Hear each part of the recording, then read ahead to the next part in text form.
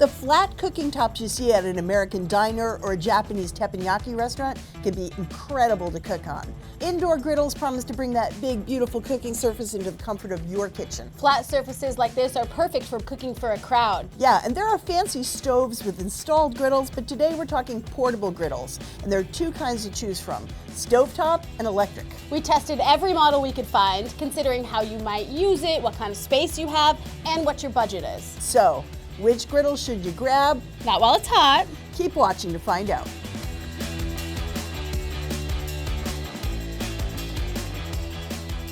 Stovetop griddles seem fairly simple, right? They're just big flat rectangles. But we found 4 different material options to test when we went shopping. Non-stick coated stainless steel, non-stick coated aluminum, cast iron, and carbon steel. We tested them in a bunch of different ways. We cooked pancakes, scrambled eggs, and seared hamburgers. We also conducted temperature, cleaning, and durability tests. First off, we learned bigger is better. Some of the griddles were too narrow and cooking on them felt really cramped. You know, fitting like 8 pancakes and 6 big burgers was a nice benchmark. If a griddle could do that, we think it's worth investing in over a skillet. Second, a flat surface was key. Some were designed with slight pitches to drain fat. Others were warped during testing and they developed a pitch. Either way, the results were the same. Pancakes and eggs slid a little bit while they were cooking, which messes up that perfect shape. See, look at these. Not quite as cute.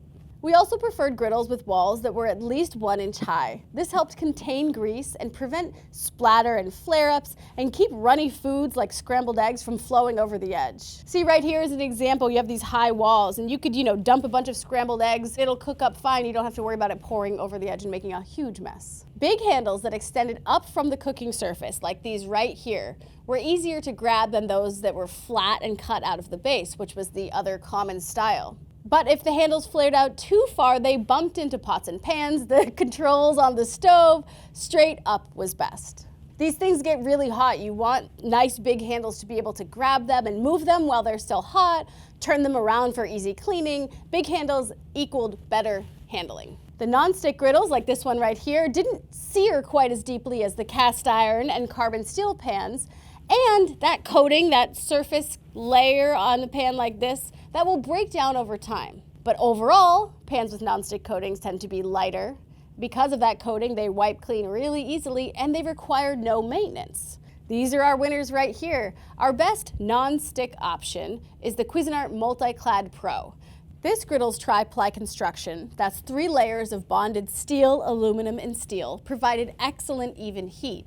And because the griddles are straddling 2 different burners, you really need that heat to spread out across the surface or it'll be uneven. And then either your food is cooked unevenly or you basically have non-usable portions of your griddle. It's induction compatible and it's super easy to use because it's lightweight, it has those great handles that stick straight up, and the non-stick coating made for effortless cleaning. But that coating means that it has a maximum use temperature, so you really do not want to use this over 500 degrees. That means it can't sear as deeply, like for a burger, for example, or a steak.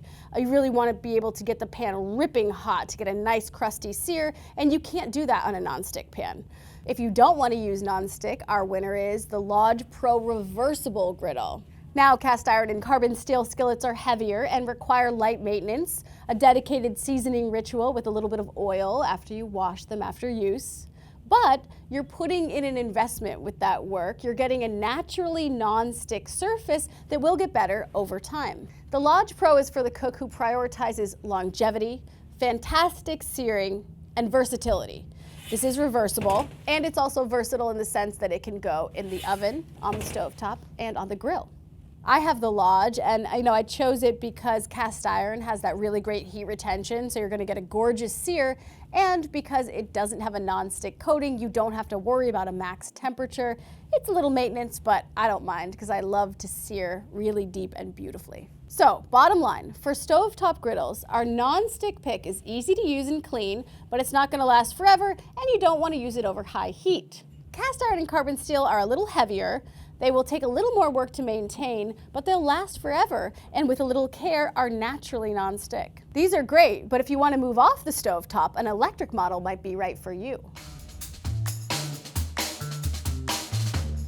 We tested an eclectic group of electric griddles. These take more storage space than Hannah's stovetop griddles, but they leave your stovetop free, and they can be used anywhere with a plug, which makes them great for hosting. Typically, an electric griddle has two main parts: the griddle base and a removable power cord with a temperature dial, which you insert into the base during use and remove for cleanup and storage. There's a heating element underneath the cooking surface. That's that silver channel right around the whole bottom right here. Now, once you select a temperature, the griddle preheats and then cycles the heat on and off to maintain the temperature throughout cooking. Most models have a grease tray, like this little drawer, and that's to catch any drippings or rendered fat during cooking. It will drip down the surface through a little hole into that drawer, and that keeps the surface a little bit less greasy while you're cooking. We tested these the same way that we tested the stovetop griddles: eggs, pancakes, burgers, but we added some special testing for this model because it's also marketed toward teppanyaki cooking, a Japanese style of cooking where food is seared and sliced directly on the griddle surface and then served to people seated around it. In Japanese, teppan means the metal plate. Yaki means grilled, broiled, or pan-fried. So this is marketed for teppanyaki, but it's also sold as a griddle, so we tested it. Now, we evaluated how evenly all the griddles heated across the surface, and we rated the quality of the foods that we made on them. As we used them, we considered how easy or hard they were to assemble, to use, and to clean up. First off, there are two clear similarities with those stovetop models. We really wanted a large cooking surface here too. So we have these big ones, and then there's some kind of smaller ones. We wanted to be able to fit 8 pancakes or 6 large hamburger patties with ample room. That's enough space for these griddles to earn their keep. Second, as with the stovetop griddles, we preferred them to have walls that were at least an inch high, again to contain foods like scrambled eggs and runaway pancake batter. You can see over here, for instance, this is just a little 1/4 inch railing all the way around, and things like eggs and pancake batter just like run right over the sides. This one had no walls at all. You know, it looks great, this gets nice and hot, but there's no walls. So anything you're cooking is in danger of coming right off the edges. That might be acceptable for teppanyaki. It's not the greatest when you're using it as a griddle. So there were 3 factors that were specific to electric griddles that we really thought were important. First, user-friendly controls. Now, whether they were digital or analog, we preferred models with clear, adjustable temperature controls. One griddle had only 4 specific temperature settings to choose from, and nothing in between. This has 320, 360, 400, and 430. That's it. Now, we really preferred the ability to set our own temperatures and adjust it as needed. This one by Ninja has digital controls, and it has quite a big display panel there. It may look a little bit complicated, but it actually walks you through very clearly and tells you things like it's preheating, it's ready, and it's very audible. It will beep when it's ready to go to the next stage. Some of these you just had to look for a little light to go off or something. This one from Presto is kind of old school. It has all the temperatures. It goes from warm up to 400, and you can set it to any of those temperatures you need or anywhere in between. The second thing we found we preferred was easy to clean designs. Now, the usual thing with electric griddles is you take the whole machine to the sink. It's awkward, but the new gold standard for griddles is removable plates. You pop them off and you take them straight to the sink, and this made cleanup so much easier. We also really loved when we had audible cooking functions. Now, most electric griddles feature an indicator light, and it blinks while it's preheating, and it disappears when the griddle's at the set temperature.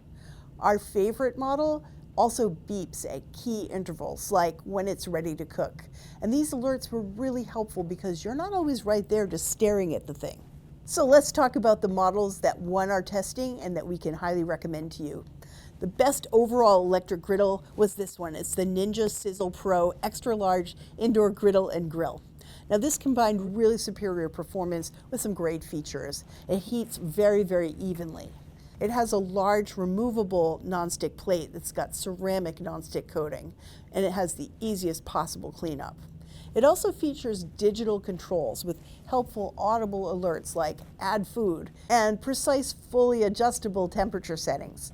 The maximum temperature is an impressive 500 degrees. It has this nice tall backstop, so nothing is going to slide off this griddle, and it has a lid that you can close to help the grill preheat quickly. But At about $200, this thing is kind of an investment. So we chose a Best Buy. Our Best Buy is this one. It's called the Presto Cool Touch. Now this is for the value-focused cook who wants reliable electric performance without that premium price. We paid about $60 for this compared to about $200 for the Ninja. Now the Presto lacks a removable plate, but once you've unplugged it, the whole body is fully submersible. And it has a lower backstop than the Ninja, but it has very good grease drainage into this very large and roomy grease cup. But most importantly, it has this great roomy cooking surface. It is a great griddle for the price. So one final word about interactive cooking. We tested Balmuda's the Teppanyaki, and this was really beautiful. It's the most expensive model in our lineup. It's about $450.